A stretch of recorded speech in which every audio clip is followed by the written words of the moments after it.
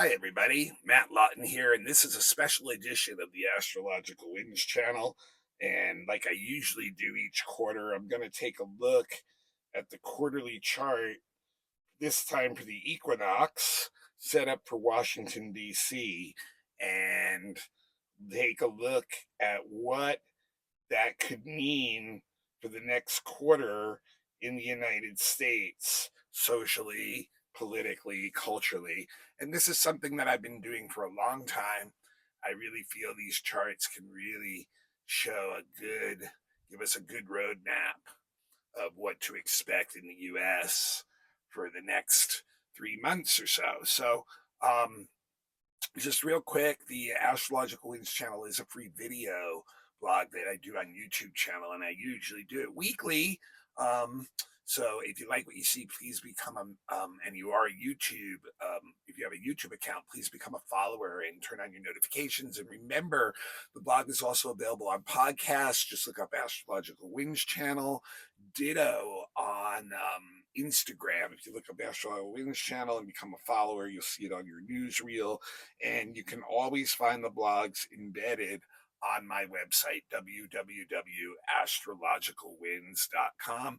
That's where all my contact information is, too. If you need any professional astrology services, please check that out. All right. So, don't want to, this I know not as interesting for some of you folks, but the folks like myself who are really interested in watching history unfold and watching culture unfold and into sociology and history and the psychology of nations and leaders and how that's all reflected. These charts always show a really good stamp of what's going to happen. And so I see this chart. As soon as I saw this chart, I was kind of a little bit like, whoa, because to me, it really is continuing a story that really started when President Biden was elected and and just barely won the election, and then on his inauguration day chart was very weak, and I talked about that 4 years ago, and I talked about how most likely Vice President Harris would end up replacing him at some point or another, that some kind of event would occur that would have him have to step down or step away, or he'd pass away in office or something like that. And sure enough, we've had that event, and really de facto he's really not much in power anymore. And I can see the reflection of this in this chart right away again. And if you look here at this 12th house, right? First of all, the sun is in there. So the sun is the executive branch in a mundane chart. So that is actually Biden himself. The 12th house in a mundane chart is a house of power, but it's a house of power that's being given to you. It's not like you've made it. And what's really interesting in a mundane chart, the 12th house is also the large government institutions and the powers that are like the secret powers behind those institutions, and even powers that are secretive that are trying to take down the powers that are in those institutions. So, follow that whole thought and just think, he is in this position of power still, but he's in a country that's completely divided right now politically. And notice Libra is the rising sign, and Venus in Libra is the ruler of the chart, and Libra is one of those dualistic signs where it's trying to find balance. So it's representing those two different sides of the political spectrum that the US is in. And I'll get back to that in a minute, but going back to this sun, now note too, it's conjunct Mercury, but Mercury and it are at a sign. It's an at a sign conjunction. So to me, once again, that's like everybody's forgotten about Biden already. Like he's not even being heard. Like when he gets his messaging is not being heard. And then to top it off, it's opposite Neptune in the 6th house, which basically is saying the same thing. Like his messaging is confusing or lost or just gone. It's just like he's seen as a weak figure. The Sun Neptune is the lost figurehead. So this is like so fitting of this. And then what's even more interesting about it, note the South Node is in there. And what just happened, right? We just had two eclipses that were near that South Node, right? And so both eclipse points, like both eclipse points were near the South Node in that. And then we just had the one at 12 degrees in Libra, or 10 degrees Libra. So that's right in that 12th house rising. And that eclipse, like I told people in the weekly, had a lot to do with Mars and Saturn energy. And once again, what is that? In government, that's big institutions that move very slowly and don't give up their power very easily. They retain their power. So you can see, you know, what I really think is happening here is that these large institutions and the powers that are behind them have a lot to do with the disempowerment of President Biden. And what's interesting too, the Neptune in the sixth also shows that the military and civil servants and the police are a lot of having to do with why he's lost his power too. Like they've lost their confidence in him. So it's very, very interesting. And it's like, and with the North Node in the sixth, you almost wonder, that, is that going to be the people leading us? So once again, that's the military industrial complex possibly that are leading us. It's really one of those. So that jumps off at me right away. And then going right back to that 12th house again one more time, just remember that also indicates groups that are trying to subvert the way government is done. And you can see how much loaded that is in there.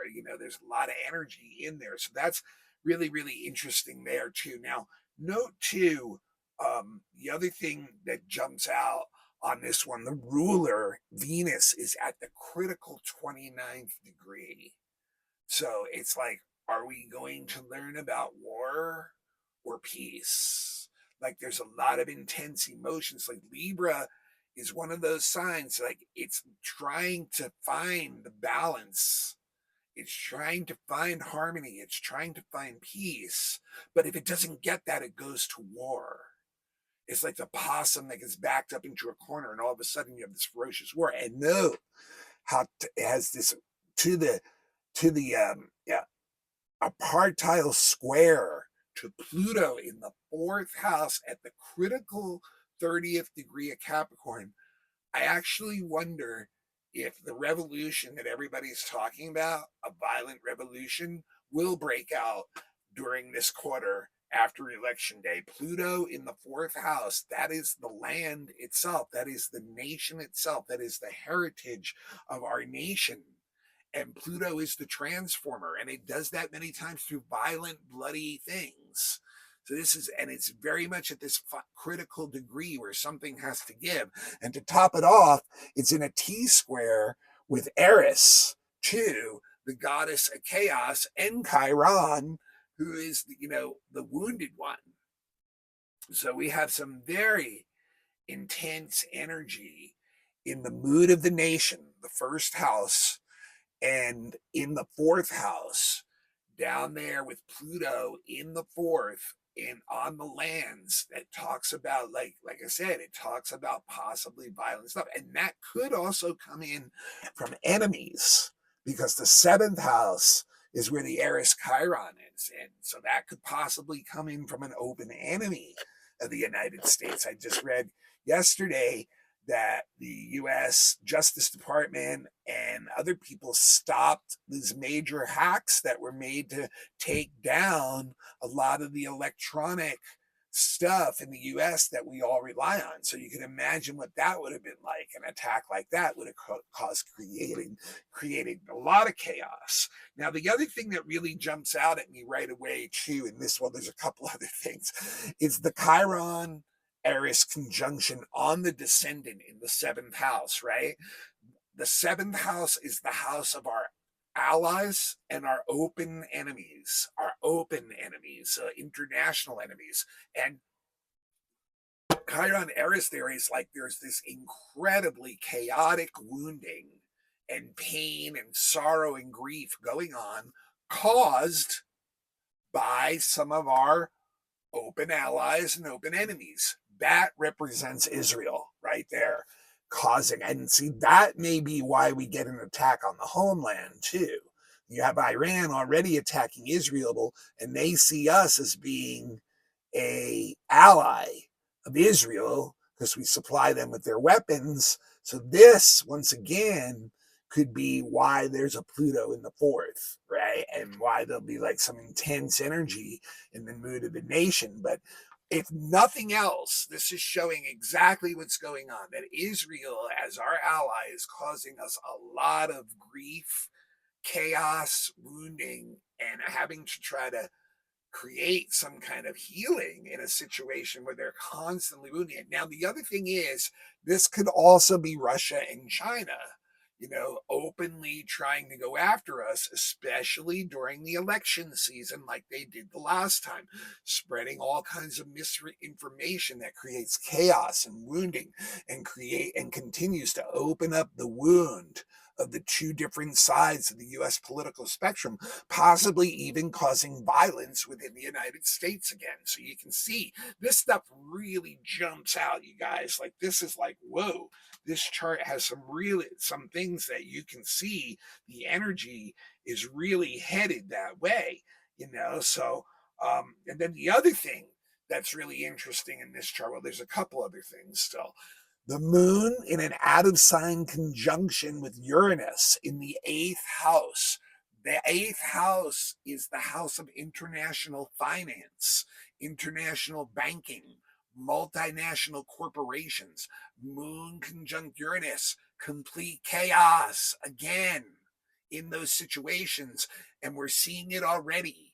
We're seeing, because of what's going on here with these wars, that it's creating chaos in the international markets, in oil prices, in other prices. We're going to see wild swings in the markets of the US because of what's going on internationally. It can go up and down, very shocking, very quickly, and everything seems out. Uranus, once again, in Taurus, critical degrees, shaking up the way we do banking and financing now for 5 or 6 years.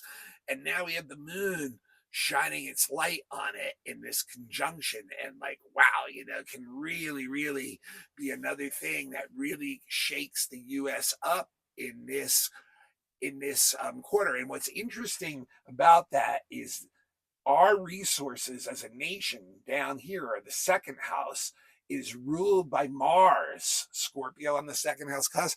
There's Mars in Cancer still, right? In the weakest sign it can be in, where we may feel the only resources we can get this quarter is what we need to fill our basic needs up, that we're not going to have anything else, that we need to circle our wagons and just meet our basic needs: food, shelter, healthcare. That's about it. There might not be much else left over, is what this is saying for us. And a lot of that may have to do with what's going on there. Now, the other thing I did want to point out too is that ninth house is the other thing too. And it's been really stressed in these charts for a while. And it is the house that it rules the law, courts, the judicial system. And once again, Mars is in there feeling very weak, right? Like in this sign where people are once again divided. You have the Mars in Cancer represents a very conservative court system that is still tied to traditional values is really upsetting a lot of people because it's out of touch with what's going on presently. And you can even see that right now in the abortion thing. No matter what your side is on that, you can see the court is out of step with what the most people want in that. And then it's interesting too, because Jupiter is up there, and Jupiter is the ruler by planet of the courts and the judicial system, right? And it is what? Square Mercury. So once again, people not happy with some of the opinions coming out of these courts, feeling like they're being hurt by this, that they're overlooking a lot of details and just trying to push their idealistic grand vision upon the whole nation, even if it's not what most people or even states are agreeing to anymore. So those are the five really big things I see going on in this chart, you guys. It's interesting too with that Mars, it's opposite series too, and that shows that once again that nurturing and food and stuff is the only thing that a lot of people can focus on right now in order to keep going on. And that third house down there is showing that with series in it, that local places, that your local area is where you may get the most support. Actually, like local areas may have to rally around one another, like like even what's going on after the storm, like people are saying, that FEMA doesn't come in right away, it's all the local people who've got to take care of things. So they're once again like issues that are getting people really upset, angry, the Mars thing there, and then all of a sudden having to take care of their own selves. And that series, remember that series was square the eclipse point too. So that is, like, like I said, a lot of what's disturbing people right now, especially on a local level, is their inability to be able to take care of themselves and their loved ones. I talked about the fourth house already, and like I said, Pluto in there makes it really dangerous, the homeland, and even Saturn being the ruler of it in Pisces retrograde, once again stuck. Homeland is stuck because of two different political viewpoints that no one's willing to give in on, that taking it to the point of either you're with us or against us, and there's no in between. What's interesting too, in the fifth house there, Saturn in the fifth house shows that this is probably not a good quarter for entertainment and stuff. Even people are not going to have the money that they normally have to spend on entertainment. So that might not be good for Christmas sales and stuff like that too. And Saturn is the ruler of that chart, that house. I talked about the sixth house already in relation to that 12th house stuff, and how I think a lot of the civil people, like the police and the military, are very unhappy with the leadership right now and maybe thinking about taking matters in their own hands. Jupiter is once again the ruler of that, and that shows to me with Jupiter and Gemini that division of philosophy of the political system goes right through those institutions too, and divides them also. So it's not like they're going to be on one side or another if chaos broke loose within society, at like in a civil type war, revolutionary type of situation. These people are going to be just as divided as the populace is my point. Seventh house I've talked about already, and just note also that Mars is the ruler of that house too, in that super weak condition. Our allies and our open enemies have a lot of influence over what's going on in our country right now, and we are in a weak position, in an inability position of being able to like do or initiate much to help the situation. I talk about the eighth house already too, with the moon Uranus square and that international finance. And then notice too, Venus is the ruler of that, and going right back to square Pluto. That has a lot to do with money and power also. And you introduce this situation, chaos, I think we're going to have some really chaotic international finances this quarter. That's all I can tell you guys. Ninth house, talked about also a lot already. The courts. Mercury is the ruler of that. So Mercury is in Virgo, is strong, but it's very much weakened, being in the 12th house and opposite Neptune. A lot of people being confused by these court decisions. And like I said, also T-squaring basically up to that Jupiter, where it's two sides to the story again.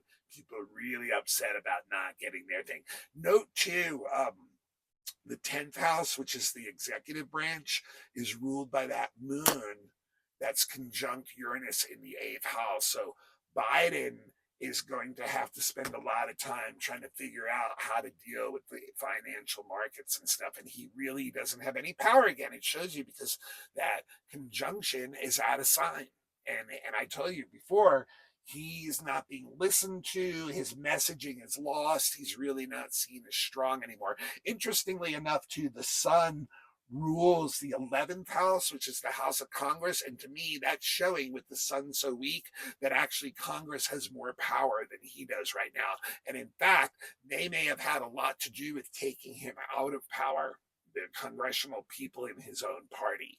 And then I did the 12th house already too. So you guys can see this is a really potent chart that really is showing a lot of the story already. And I think we can just expect this whole quarter to be pretty wild, and what goes on after the election. And, half the country is going to be unhappy no matter what. So this is really dangerous because we have allies and enemies that and international finance that's all out of our control right now, and they could all be hitting some really stressful points. And if we have weak leaderships and division and even weak court stuff going on, it's going to make the US have a really hard time handling this or influencing it. All right, well, that's what I got for you guys. This is Matt Lawton. This is the Astrological Winds channel. This is a free video podcast channel that I do on YouTube, and it's usually weekly, so please tune into that. And if you like what you see, please become a follower if you have a YouTube account, and turn on your notifications so you know when it's on. Remember, the podcasts are available on podcast still. Just look up Astrological Winds channel. Ditto on Instagram. Also, my website, www.astrologicalwinds, not Winds Channel, just winds.com. I embed all the blogs there. That's also where you'll find all my professional services. I sure could use your help if you're ready to get your chart done. I would love to help you. And you can help me out, and really appreciate everybody who listens to the blog. Please pass the link along since it is a free service I'm offering. And if you'd like to give a donation to the blog, no amount is too small. $5 will enter you into a chance to win a free reading at the end of the year. My Venmo handle is the symbol @ and then Matthew with capital M and 2 T's, hyphen in the middle, and then capital Lauten, Matthew Lawton. And like I said, no amount is too small. I appreciate every one of you guys, and I will see you for the weekly coming up in a couple more days.